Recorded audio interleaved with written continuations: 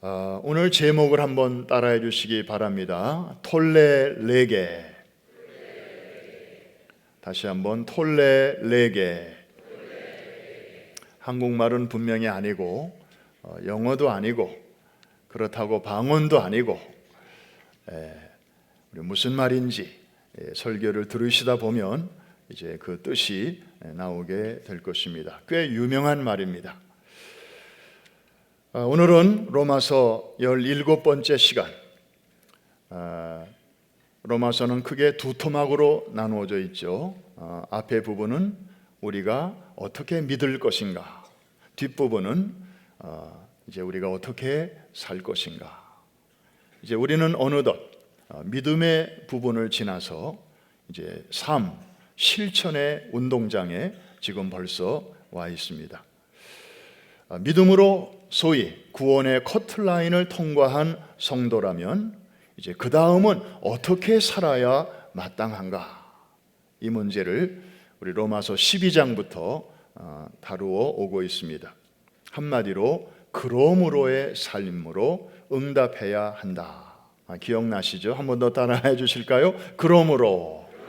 네, 우리의 삶에는 항상 그러므로가 따라야 돼요. 오늘 예배를 여러분들이 잘 들으셨으면 그게 끝이 아니고 항상 무엇으로 이어져야 돼요? 그러므로. 이게 참 중요한데, 그래서 12장에서는 이제 그러므로의 대원칙으로 너의 몸을 하나님이 기뻐하시는 산 제물로 드리라. 죽은 제물 말고 이제는 산 제물로 드리라. 너의 삶을 통해서. 그 제물 드린다고 하는 것은 예배인데, 우리는 종종 예배는 주일날 성전에서 드리는 게 예배고, 또 새벽 예배, 금요 예배 꼭 성전에서 드리는 것만 예배라고 생각해요. 그런데 그게 아니에요. 지금 하나님이 말씀하시는 예배는 주일날 드리는 것만이 아니라 주중에도 예배를 너희가 드려라. 어디에서? 일터에서, 가정에서, 삶의 현장에서. 그리고 꼭 예배당에서만이 아니라 너희들의 그 삶의 자리에서 얼마든지 하나님이 기뻐하시는 예배로 드리라. 굉장히 폭넓은 그런 말씀입니다. 그럼 구체적으로 어떻게 드리는 게 산 예배인가? 각자 받은 믿음의 분량대로 또 은사대로 열심히 봉사하라 하는 것입니다. 우리가 이 부분은 12장의 마지막 부분에 나오는데 좀 이렇게 건너뛰었어요. 그런데 참 중요한 부분입니다.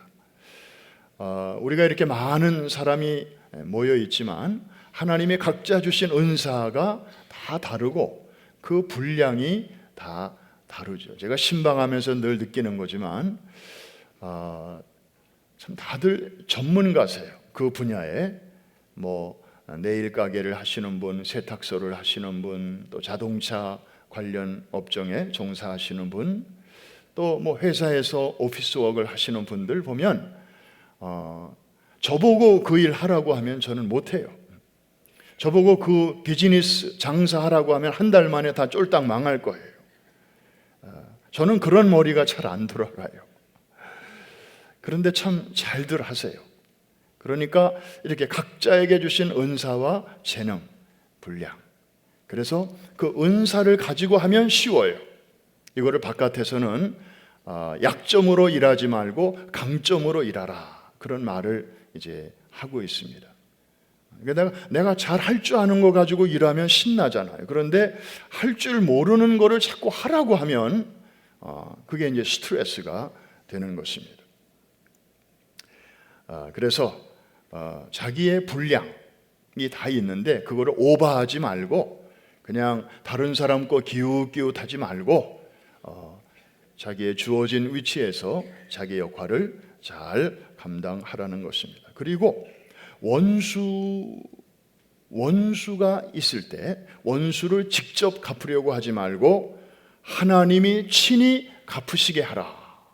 그러니까 네가 다 그것까지 하려고 하지 말고, 그 월권하지 말고 그냥 좀 불편한 관계에 있는 사람들은 원수까지라도 사랑하라고 그랬으니까 오히려 그 사람을 위해서 기도하면 되는 것이고, 원수 갚는 일은 하나님께 맡기라.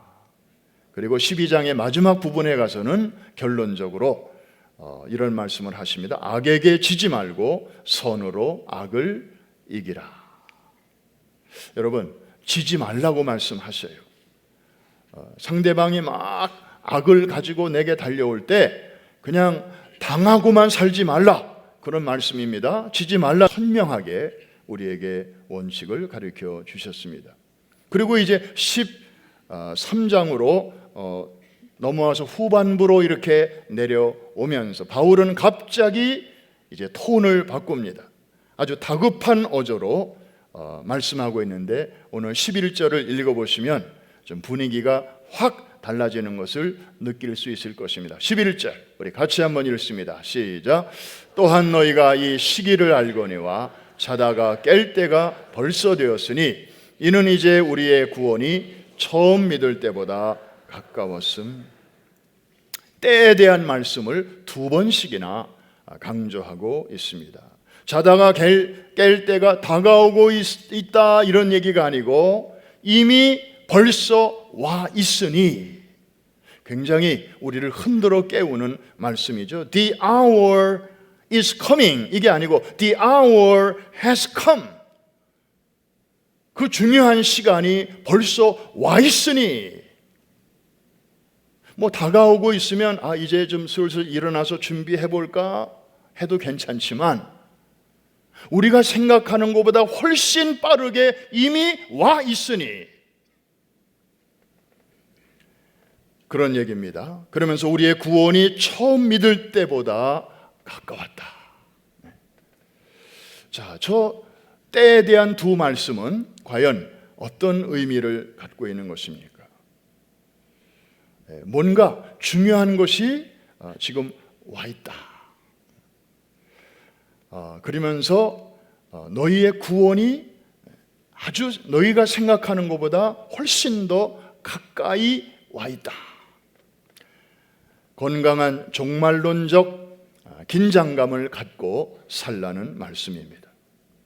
여러분, 이 종말론, 한때 사회적인 무리를 일으키고 많은 성도들에게 혼란을 일으켰던 일을 우리는 기억합니다. 그 유명한 1992년 시한부 종말론, 그죠? 그래서 그런 일이 있어서 그런지 사람들은 정말 그러면 왠지 모르게 이렇게 피해 가려고 그래요. 그러나 그게 피해 갈 일은 아니죠. 사실 다가오고 있는 중요한 일이죠. 종말에는 두 가지가 있습니다. 개인의 종말, 그 다음에 역사적 종말. 개인의 종말은 우리 모두가 언젠가는 경험해야 할 인생의 마지막 순간입니다. 우리가 맨날 이것만 묵상하며 살 수는 없지만 적어도 이따금씩은 이것을 한번 생각해 보는 것은 대단히 중요합니다. 여러분, 장례식에 참석하면 좋은 기회가 됩니다. 한 번쯤 바쁘게 살다가 그저 살기에 바쁘다가 다른 분의 장례식에 참석하면서 저 앞에 관에 누워있는 분의 얼굴을 이렇게 뷰잉을 하면서 나의 장례식을 한 번쯤 생각해 보는 것은 굉장히 우리에게 유익합니다. 주어진 시간을 좀 더 충실하게 살 수 있도록 자극을 줍니다. 여러분, 이 건강한 종말의식은 마치 이런 것과 같은 것입니다. 학생이 시험을 보는데 시계를 보면서 어이구 벌써 30분이 지났네, 앞으로 30분밖에 안 남았네, 이런 생각을 하면 아마 답안지를 더 열심히 풀려고 끙끙대면서 노력할 것입니다. 그런데 시험 종료 시간이 언제인지도 모르고 그냥 시간 감각도 없이 그렇게 시험을 치르는 학생이라면 시험 문제 풀다가 잡념도 떠오를 것이고 딴 생각도 하고 이러는 하고 제대로 답안지 작성을 못할 것입니다. 유럽의 한 공동묘지 입구에 가면 그 아치에 이런 말이 써 있다고 합니다. 오늘은 나, 내일은 너. 그 묘지에 누워 계신 분들이 그 방문자들에게 건네는 충고라고 합니다. 한번 따라 합시다. 오늘은 나, 내일은 너. 새겨들 만한, 들을 만한 이야기 아닙니까? 언젠가는 나에게도 종말이 올 것이다.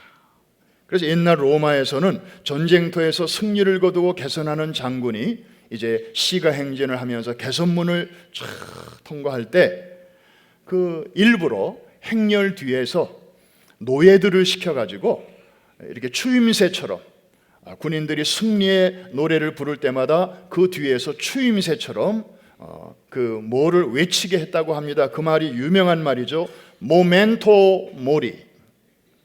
모멘토 모리. 라틴어로 죽음을 기억하라. 너도 죽는다는 사실을 기억하라. 이 말이에요. 당신이 전쟁에서 승리했다고 너무 우쭐대지 말라. 오늘은 개선 장군일지 모르지만 당신도 언젠가는 죽을 것이다. 그러니 겸손하게 행동하라. 그런 의미에서 생겨난 풍습이라고 합니다. 그러면서 역사적인 종말도 점점 우리에게 다가오고 있으니 그날을 염두에 두고 준비하며 살라는 것입니다. 그럼 구체적으로 어떻게 살아야 할 것인지를 12절에서 말씀하고 있습니다. 12절 우리 큰 소리로 한번 읽겠습니다. 시작. 밤이 깊고 낮이 가까웠으니 그러므로 우리가 어둠의 일을 벗고 빛의 갑옷을 입자. 저기서 말하는 밤은 우리가 말하는 낮밤이 아닐 것입니다. 영혼의 밤, 영적인 밤, 도덕적인 밤, 점점 어두워져서 무엇이 옳은지도 잘 분별이 안 되고, 그래서 사람들이 우왕좌왕 방황하는 그런 시간이 바로 밤이죠. 밤이 깊고 낮이 가까웠으니, 그래서 안 보이는 곳에서는 사람들은 별짓 다 합니다. 그러다가 불이 탁 켜지면 그제서야 부끄러운 줄 알고, 그리고 막 바퀴벌레처럼, 바퀴벌레 불 탁 켜면 쏜살같이 어두운 데로 쫙 또 들어가지 않습니까? 안 보셔서 잘 모르죠. 뭐 바퀴벌레 흉볼 거 없어요. 우리 인생들이 알고 보면 그렇게 살아요. 그런데 밤이 깊었다는 그 말 이면에는 이제 새벽이 가깝다는 말도 됩니다. 역사의 동이 트고 있다는 말도 담고 있습니다. 주님이 다시 오실 날이 멀지 않았다는 말도 저 속에는 들어있는 것입니다. 잠시 후면 기상나팔이 울려 퍼질 것인데 아직도 바깥이 어둡다고 자빠져 잠만 자고 있으면 어떻게 되겠느냐 하는 것입니다. 그런데 여러분, 이 몇 절의 말씀이 한 젊은이를 삶을 송두리째 바꿔놓았습니다. 여러분들을 잠시 이탈리아로 좀 모시고 가겠습니다. 이탈리아에는 유명한 도시들이 많죠. 그 중에 하나가 밀라노입니다. 공교롭게도 몇 주 전에 그 도시의 한인교회 성도들이 우리 금요예배에 방문해서 가을 음악회를 이렇게 아주 멋지게 수놓아 주셨습니다. 밀라노 하면 여러분들은 뭐가 제일 먼저 생각납니까? 아마 일반, 특별히 여성들에게는 패션, 또 비즈니스 하시는 분들에게는 이탈리아의 그 수도가 로마지만 사실상 경제적 수도는 밀라노로 알려져 있습니다. 그리고 레오나르도 다빈치의 그 유명한 그림 최후의 만찬이 보관되어 있는 그런 도시. 그러나 우리 크리스천들에게는 뭐니 해도 어거스틴 때문에 유명한 그런 도시입니다. 어거스틴은 기독교 역사에서 5세기에 한 번 나올까 말까한 사람이라고 알려집니다. 하버드대 철학 교수인 화이트헤드는 현대의 모든 철학은 플라톤의 주석이고 현대의 모든 신학은 어거스틴의 주석이다, 이렇게 표현할 정도입니다. 저는 지난 5월 달에 교회의 허락을 맡아서 모처럼 가족들과 함께 유럽의 몇 군데를 한번 둘러볼 시간이 있었습니다. 그 중에 밀라노를 향해서 가고 있는데 갑자기 문득 어거스틴이 생각났습니다. 어거스틴의 고백록에 보면 자신이 회심한 장소를 밀라노라고 그렇게 말하고 있기 때문입니다. 그러나 구체적인 장소에 대한 그 언급은 없었습니다. 그럴 때는 어떻게 하죠? 저도 여러분처럼 구글 쌤의 도움을 받아서 간신히 그 역사적인 장소를 찾았습니다. 그리고 기술을 돌려 그곳으로 운전해서 갔습니다. 밀라노 시에서 북쪽으로 한 50km 떨어진 곳에 현재 지명으로 카사고라는 시골 마을이었습니다. 제가 가서 이제 그 정원을 바라보면서 가슴이 참 많이 뛰었습니다. 이야, 그 공원 입구에 있는 간판, 이탈리아어로 써서 잘 확실하게는 모르지만 중요한 단어들은 이렇게 반가운 단어들이 보였습니다. 맨 윗줄에 보면 여기가 바로 카사고라고 하는 그런 타운이다라는 것을 말해주고 있고, 그 밑에 고동색 바탕에 하얀 글씨로 뭐라고 써져 있는가 봤더니 자세하게는 모르지만 대충 이렇게 추측컨대 성 어거스틴의 공원이다, 성 어거스틴의 정원이다, 그런 뜻으로 이해가 됐습니다.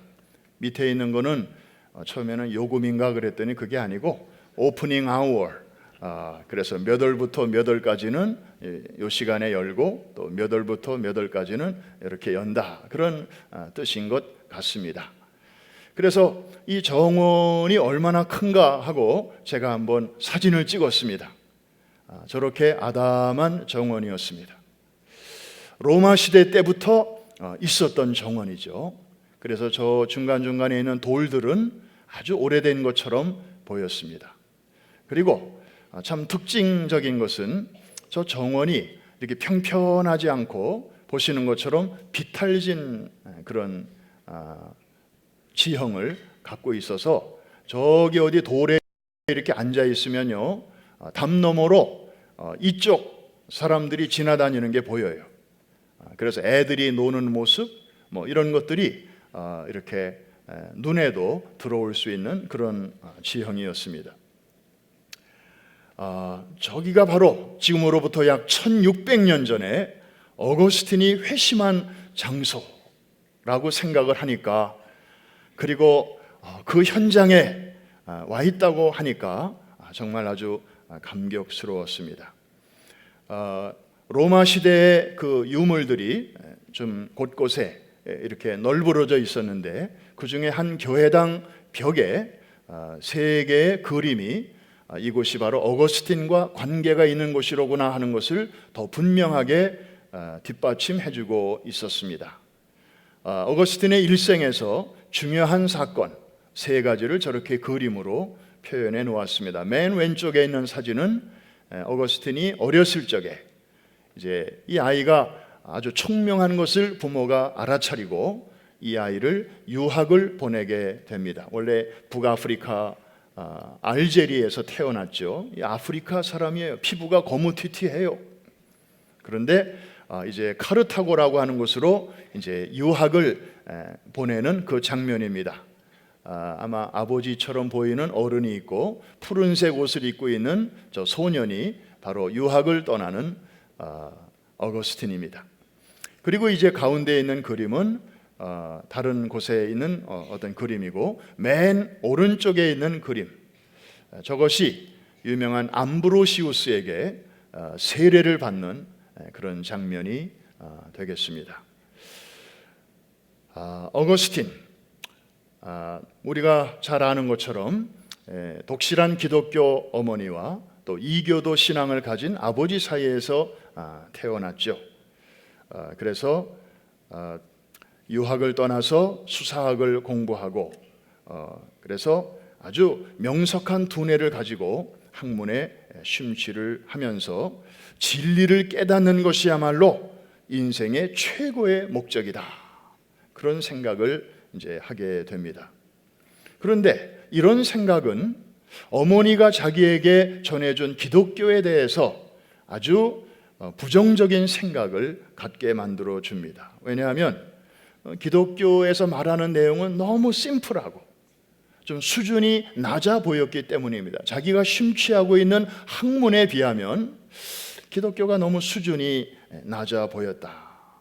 그래서 결국에는 이 기독교를 팽개쳐버리고 10대 어린 소년임에도 불구하고 이제 카르타고라는 이 도시에서 지멋대로 살아가게 되는데, 그 17세의 나이에 흑인 노예를 첩으로 맞이해서 사생아를 낳기도 합니다. 그리고 자기는 좀 거룩하게 살고 싶은데 자기 몸이 이 성적인 욕망에 사로잡혀서 어쩔 줄 몰라 하는 그런 자신에 대해서 아주 그 갈등을 하게 되죠. 기독교의 교리에 비추어 보면 자기는 그냥 늘 이렇게 죄악된 삶을 살 수밖에 없고 늘 죄의식에 시달리는 거예요. 그래서 혹시 나를 이런 죄책감에서 해방시켜주는 종교는 없을까 찾고 찾다가 마니교라고 하는데 이제 입문을 하게 됩니다. 마음의 평안을 얻기 위해서죠. 이 마니교의 가르침은 세상은 빛과 어둠, 육체와 영이 치열하게 싸우는 전쟁터다. 그러면서 그냥 육체는 육체고 영은 영이야. 그래서 육체로 하는 것은 무슨 짓을 하든지 그것은 영에는 영향을 주지 않는다. 이런 가르침의 위로를 받으면서 그는 방탕한 삶을 즐기고 있었습니다. 그러나 그의 영혼은 그 은혜의 불씨가 있기 때문에 늘 이제 시달렸던 거죠. 그래서 카르타고를 떠나서 로마로 갔다가 로마에서 또 밀라노로까지 오게 된 것입니다. 공부를 잘했기 때문에, 학위가 있기 때문에 이제 가는 곳마다 수사학을 열심히 가르쳤습니다. 그러다가 밀라노에서 그 유명한 암브로시우스 목사님이 목회하는 교회를 이제 찾아가게 됩니다. 그 목사님의 설교를 들으니까 무식한 설교가 아니었습니다. 아주 수준이 높고, 그래서 저 목사님은 좀 다르네, 저 목사님의 기독교는 좀 수준이 있네, 그러면서 자주 나가는 건 아니고 그냥 이따금씩 그 어머니가 또 밀라노까지 오셔가지고 어거스틴에게 늘 신앙적인 얘기를 하시니까 강요에 못 이겨서 가끔씩은 나갔지만 그 마음에는 아직 평안이 없었습니다. 어느 날 아까 말씀드린 대로 이 밀라노 시내에서 50km 떨어진 이 한적한 정원에서 어거스틴은 묵상을 하고 있었습니다. 그런데 갑자기 그의 뒤에 그 담벼락 저편에서 아이들이 놀면서 부르는 노랫소리가 들려오기 시작했습니다. 그냥 애들이 놀면서 부르는 노래였습니다. 톨렐레게 톨렐레게. 어서 많이 들어본 말이죠. 오늘 설교 제목입니다. 우리말로 하면은 집어서 읽어라, 집어서 읽어라, 그런 뜻이에요. 그런데 평상시 때는 그냥 애들의 노랫소리인데 그날따라 이 노랫소리가 자기의 귓가에 유난히 크게 들려왔습니다. 그리고 뭔가 그렇게 안 하면 큰일 날 것 같은 그러한 메시지로 들렸습니다.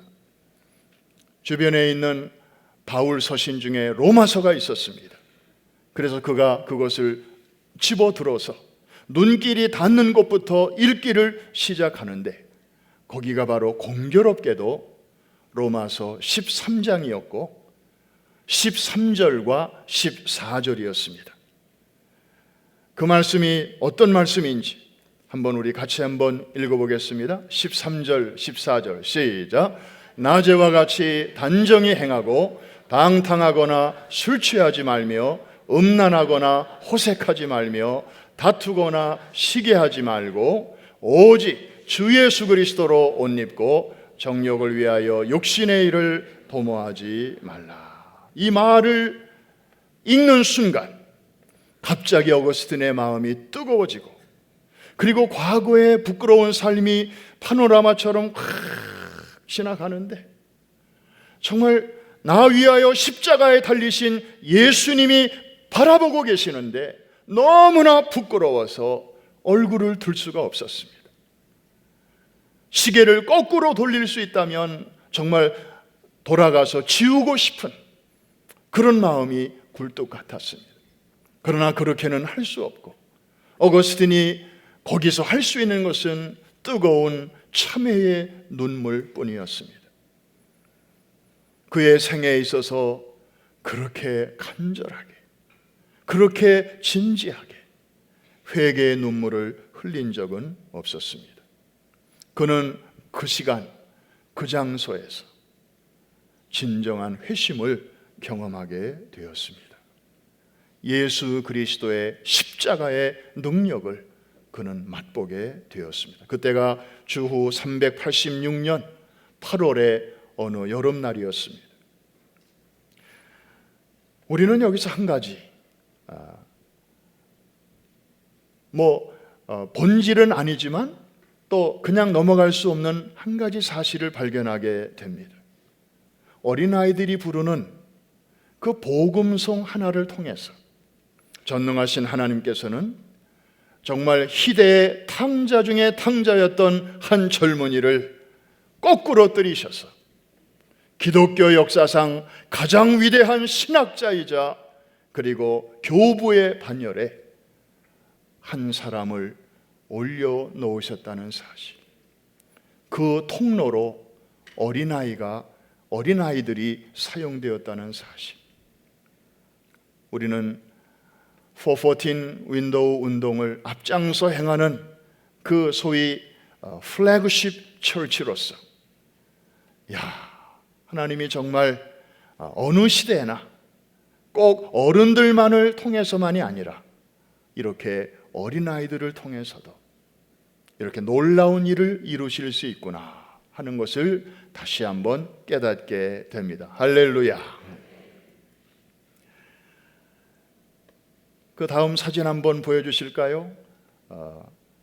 어거스틴이 어머니와 함께 저렇게 이제 주님을 한 곳을 바라보는 그런 그림이죠. 사진이라고는 할 수 없고 그 시대에 무슨 사진이 있었겠습니까? 저거 벌써 보여주시네. 네. 바로 그 어거스틴이 회심했던 그 정원에 웬 청년이 저렇게 앉아 있습니다. 저 위에 앉아서 저는 생각했습니다. 1600년 전 이 장소 어딘가에 어거스틴이 앉아 있었겠구나. 그리고 그 아주 복잡한 마음을 가지고 이리 갈까 저리 갈까 어떻게 살아야 되나, 기독교로 다시 돌아가야 될 줄은 알면서도 선뜻 결정을 못하고 또 이것도 끊어야 되고 저것도 버려야 되는 줄 알면서도 자기 의지대로 되지 않는, 마치 로마서 7장을 살고 있는 것과 같은 그러한 상태로 여기 어딘가에 앉아 있었겠구나. 그런데 그 로마서 13장에 있는 말씀을 그가 만나고 거기서 참 인생의 방향이 이렇게 완전히 유턴을 하면서 한 시대, 아니 기독교의 그 아주 중심에 서 있는 한 인물을 하나님께서 이곳에서 만드셨구나. 그런 생각을 하면서 아주 감격스럽게 잠시 묵상을 한 적이 있습니다. 그해 8월에 회심을 경험한 어거스틴은 그 이듬해 4월 부활절에 이제 시내에 있는 밀라노 시내에 있는 암브로시우스 목사님이 목회하시는 그 교회당에서 영광스러운 세례를 받습니다. 회심 후에 어느 날 어거스틴이 이제 시장을 이렇게 지나가는데 그 방탕한 시절에 한때 같이 놀던 여인이 어거스틴을 알아봤습니다. 사실은 어거스틴도 그 여인을 알아봤지만 애써 모른 척하고 그냥 지나가고 있었습니다. 그런데 그 여자가 뒤에서 쫓아오면서 소리칩니다. 어거스틴, 어거스틴, 나예요, 나. 그런데 어거스틴은 이렇게 말합니다. 너는 여전히 너지만 나는 예전에 내가 알고 있는 내가 아니야. 그러면서 뒤도 돌아보지 않고 앞만 보고 걸어갔다는 그런 유명한 일화가 있습니다. 사랑하는 성도 여러분, 지금은 자다가 깰 때가 되었습니다. 여러분, 잠든 인생은 어떤 인생을 말하는 것입니까?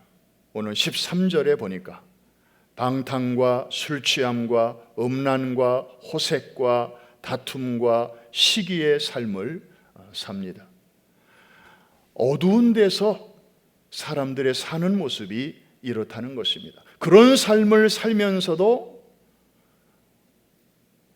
어두우니까, 안 보이니까 그게 뭐가 잘못됐는지도 모르고 계속해서 그런 삶을 살고 있는 것입니다. 벗어야 할 어둠의 옷들의 명세서입니다. 방탕은 무엇입니까? 진탕 마시고 떠드는 무절제한 삶입니다. 오늘날에도 많은 사람들이 절제하지 못하고 그냥 캐세라 세라, 될 때라 되라 하는 마음으로 이렇게 살아서는 안 되는 줄을 알면서도 막 나가는 그런 삶. 또 술 취함은 무엇입니까? 정상적인 사고와 삶을 거부하는 방탕의 또 다른 모습입니다. 음란은 도덕성을 상실한 난잡한 그러한 성생활을 말합니다. 호색은 지나치게 아주 성을 밝히고 노골적으로 그쪽에만 관심을 갖는 그러한 삶입니다. 다툼은 문자 그대로 싸움입니다. 무절제한 감정 표출이고 앵거 매니지먼트의 실패입니다. 시기는 문자 그대로 남이 잘 되는 것을 축하해줘야 될 줄은 알면서도 마음이 불편한 감정입니다. 사촌이 땅을 사면 배가 아픈 그런 경우입니다. 우리 한국 사람들이 특성 중에 하나는 배고픈 거는 참겠는데 배 아픈 거는 못 참겠다. 그래서 아주 겉으로는 그냥 좋게 말하지만 속에서는 부글부글할 때가 얼마나 많이 있습니까? 이게 다 어둠의 옷들이라는 것입니다. 이거 새 사람이 되었으면 이런 낡은 옷들을 벗어버려야 된다는 것입니다. 여러분들이 모처럼 사우나에 가서 머리끝부터 발끝까지 때 빼고 광을 냈다고 하십시다.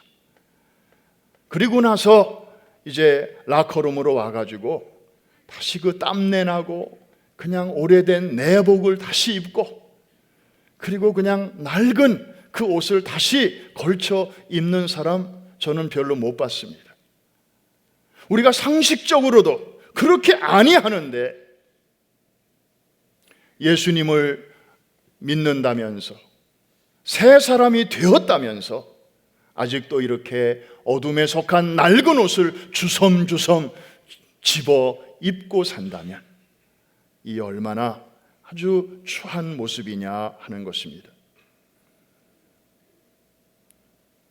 우리가 입어야 할 새 옷을 말씀하고 있습니다. 오직 예수 그리스도로 옷 입으라고 말씀합니다. 예수 그리스도의 그 구속의 옷을 입고 그리고 다시 사신 주님과 더불어 사는 삶, 이것이 바로 그런 삶이죠. 예수님을 내 마음에 모실 뿐만 아니라 모신 것으로 만족하면 안 돼요. 여전히 내가 안방 주인이고 예수님을 건너방이나 사랑채에다 모셔두고 있다면, 그리고 평상시에는 내 소견에 오른 대로 그렇게 살다가 내 힘이 붙일 때만 주님 이번에는 좀 도와주셔야 되겠습니다, 그렇게 하는 것은 이거는 신앙의 초보인 것입니다. 어린아이들은 항상 이기적이잖아요. 자기중심적이에요. 그런데 철이 들수록 이제 부모 입장을 생각할 줄 알고 다른 사람을 먼저 챙길 줄 알잖아요. 사랑하는 성도 여러분, 여러분이 신앙생활을 언제부터 시작하셨건 간에 지금쯤이면 이제 신앙의 초보를 버리고 이제는 성숙한 그런 삶의 단계로 들어가셔야 할 때가 되었다면 그 수준에 맞는 그런 삶으로 하나님을 기쁘시게 하게 되기를 주의 이름으로 축원합니다. 그래서 지금까지는 내 중심으로 살았다면 이제는 주님이 이 일을 기뻐하실까? 주님이 이 일을 좋아하실까? 주님이시라면 이런 문제를 어떻게 처리하셨을까? 항상 What would Jesus do? 이 질문을 작은 일에서부터 큰 일에까지 우리가 묻고 또 물으면서 자신을 훈련할 때 갑자기 하루아침에는 되지 않겠지만 차근차근히 나도 모르는 사이에 마치 콩나물 자라듯이 어둠의 일을 벗어버리고 빛의 갑옷을 하나씩 하나씩 입어가게 되는 줄로 믿습니다. 지금이야말로 자다가 깰 때가 되었습니다. 우리의 구원의 날이 전보다 훨씬 가까워졌습니다. 사랑하는 성도 여러분, 하나 묻습니다. 여러분의 개인의 종말이 언젠가는 반드시 다가온다는 사실을 믿으시면 아멘. 여러분들이 안 믿어도 옵니다. 반드시 누구에게나 예외 없이 찾아옵니다. 여러분의 장례식이 반드시 있을 것입니다. 저도 마찬가지고.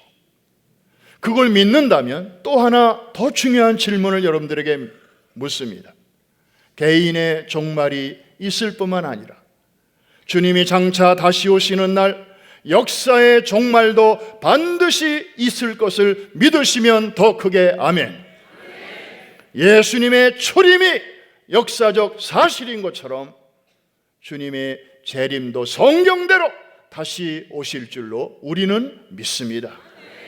그렇다면 주님이 먼저 오시든지 아니면 내가 가서 주님을 만나든지 둘 중에 하나일 것인데, 그날이 언제 있는지는 모르지만 그 날과 그 시는 아무도 모르지만 그거 말하면 그 사람은 그 말하는 날로 뭐가 되는 거예요? 2단 3단이 되는 거고, 그가 말한 그 날짜는 그 사람의 영적 장례식이 되는 거예요.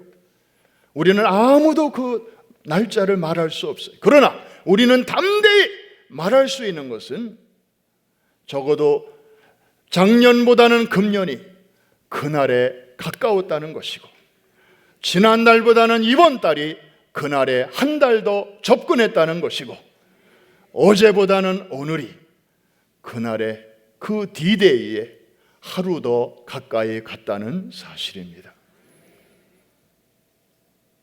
이해가 되시는 분들만 아멘. 이거는 우리가 분명히 알고 살아야 됩니다. 뭐 정말 그런 단어가 나왔다고 해서 아유 그거 위험해, 아유 그거 골치 아파, 나는 그런 거 생각하고 싶지 않아, 나한테 그런 말 얘기하지 마, 이거는 사탄의 수작입니다. 교란 작전을 통해서 그게 너무 중요한 문제이기 때문에 사탄은 그렇게 교란 작전을 통해서 성도들로 하여금 그 문제에 아주 무관심하게 만들어 버리는 것입니다. 여러분, 2000년 전에 신앙생활을 했던 초대교회 성도들은요, 정말 자기 시대에 주님이 올 줄로 알 정도로 다시 오실 주님에 대한 그 복스러운 소망이 너무나 분명했습니다. 성찬을 할 때에도 저들은 그냥 성찬을 먹지 않았어요. 종말론적 기대감을 가지고 먹었어요. 오늘은 내가 이 떡과 잔을 먹지만 머지않아 주님 오시면 그날에 어린 양의 혼인잔치가 있을 것인데, 그날에 우리는 정말 마음껏 웃고 찬양하며 주님과 함께 그 잔치를 벌일 거야. 그런 복스러운 희망을 가지고 저들은 떡을 나누고 잔을 마셨습니다. 그리고 만날 때마다 인사가 저들은 뭐였어요? 우리는 그냥 할렐루야, 샬롬, 잘 지내시죠? 우리는 그렇게 인사하지만, 굿모닝 하지만 초대교회 성도들의 인사는 여러분들이 잘 아시는 대로 마라나다, 주님이 곧 오십니다. 한번 따라합시다. 마라나다, 아멘, 주 예수여 어서 오시옵소서라는 기도문과 함께 주님이 곧 오십니다라는 선포를 담고 있는 그런 내용이었습니다. 여러분, 벌써 이제 10월 말, 이제 며칠 후면 11월, 그리고 12월이네요. 벌써 한 해도 이제 끝자락에 점점 다가가고 있습니다. 여러분, 우리 프라미스 교회 성도들은 11월, 12월 한 2달만이라도 우리가 만날 때마다 이 우리 1세기 때 신앙의 선배들의 신앙을 좀 우리가 생각하면서, 뭐 1월부터는 다른 인사 나눠도 되는데 우리 2달만이라도 만나면 우리 마라나다 이렇게 한번 인사를 나눠보면 좋을 것 같습니다. 한 번 더 실습, 마라나다. 옆에 계신 분에게 악수하면서 마라나다. 말 안 하다가 아니고 마라나다. 얼마나 좋은 인사말입니까? 그냥 이 인사만 나누면 정신이 번쩍 나잖아요. 그리고 초점이 분명해지잖아요. 그리고 비전이 선명해지잖아요. 내가 왜 살아가며 내가 어디로 향하고 있고 내가 무엇을 위해서 달려가는지. 그런데 이 신앙 속에는 현실을 무시하고 그저 미래만을 향해서 달려가는 그런 게 아니고, 그 오메가 포인트의 빛에서 그 빛으로 오늘의 현재를 바라보게 하는 그 묘한 능력이 있습니다. 그래서 하마터면 함부로 살 뻔하는 우리를 잡아서 흔들어 깨워주고, 그리고 다시 정신을 차리고 내가 이렇게 살면 안 되지, 주님이 언제 나를 부르실는지 모르는데 내가 정말 언제 주님 앞에 선다 할지라도 부끄러움 없이 서야지. 항상 이러한 깨어있는 마음을 가지고 살아갈 때 이런 사람들이야말로 그리스도로 옷 입은 사람, 빛의 옷을 입고 사람인 줄로 믿습니다. 오늘 여러분들에게 이 은혜가 다시 한번 넘치게 되시기를 주의 이름으로 축원합니다.